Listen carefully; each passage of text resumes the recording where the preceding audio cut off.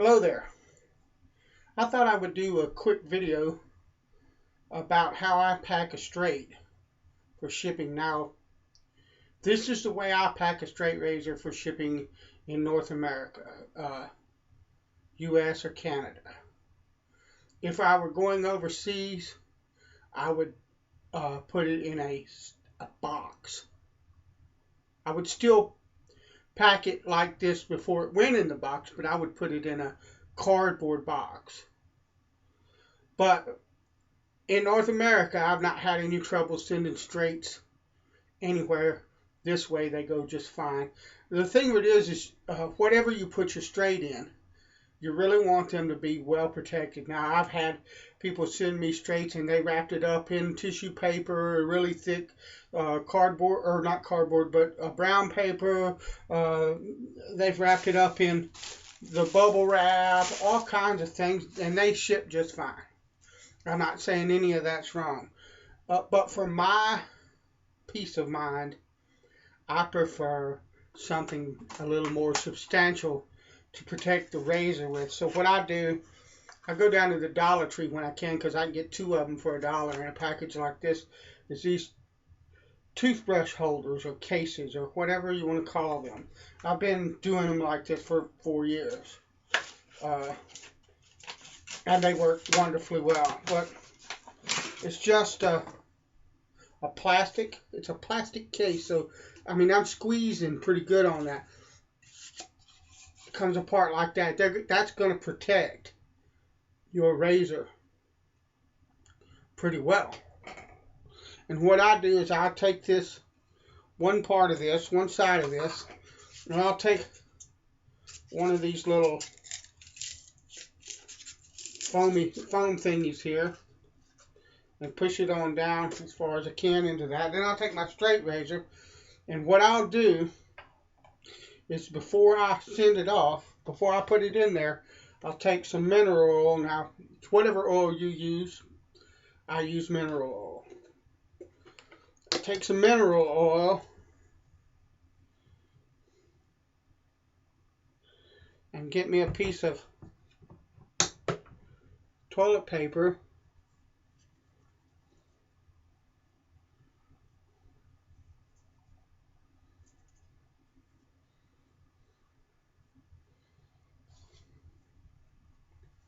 And wipe the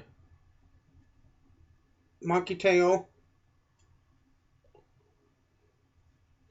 the shank, and the blade. Now,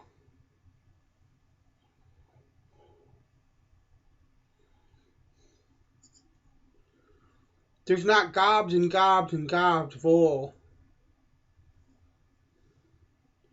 on that blade.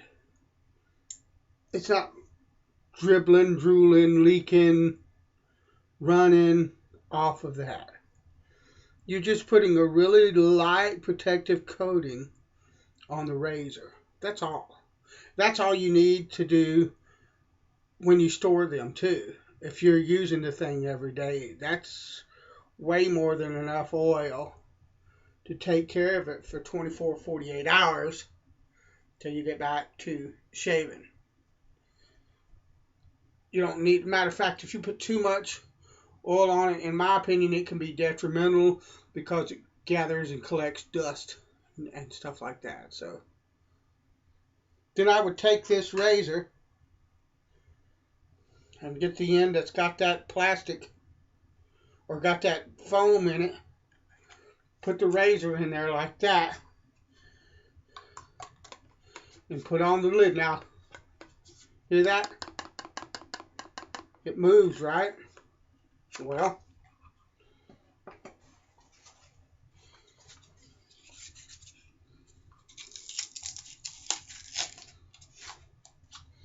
put another piece of foam in there, push it down, and what I would do is take some tape, some masking tape, some electrical tape, any kind of tape, and tape it shut here.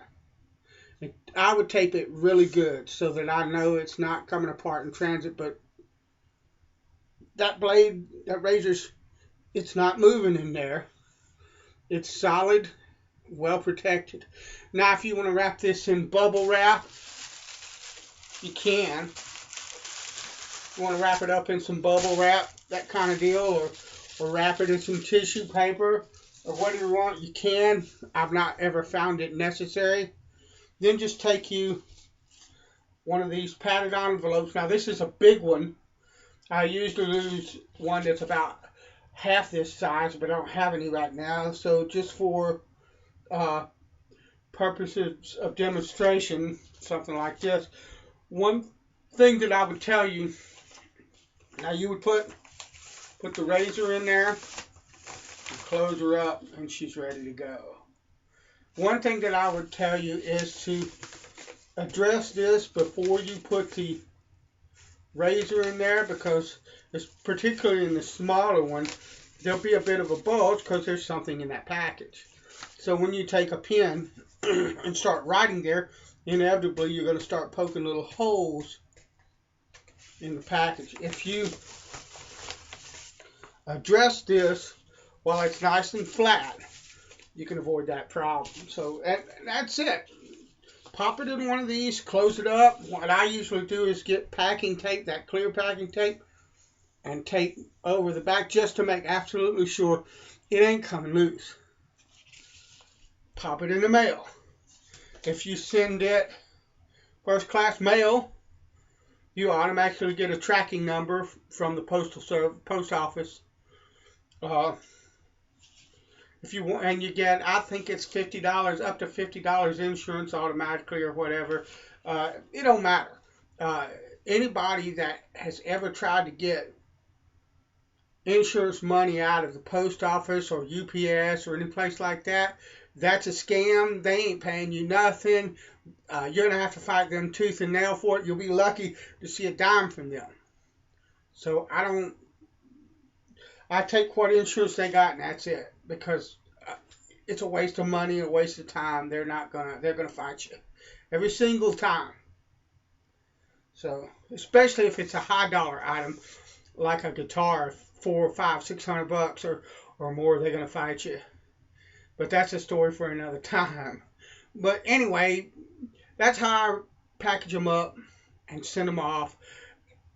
This right here protects that razor really, really well.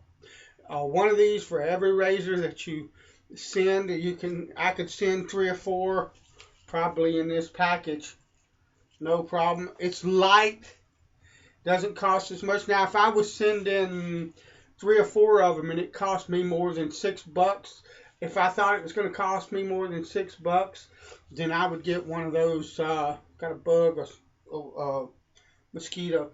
I need to kill him. When he rolls back by, I will. But anyway, if I was spending if I thought it was going to cost more than $6, I would go get one of those boxes. I forget what they're called, but the ones that if it fits, it ships. And you can put the weight and stuff don't matter. It's a flat rate box. I'd get a flat rate box, do them just like that, and pack it with peanuts or pack it with newspaper or whatever, so that it didn't move around in a box. But if you're going to spend over $6 anyway in shipping, then you got a solid cardboard box to ship it in. Just makes sense. But if it's under it, that right there works just fine. It protects it really well. They'd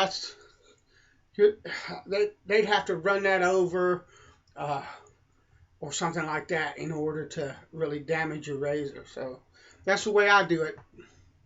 Bless you, and I'll talk to you later.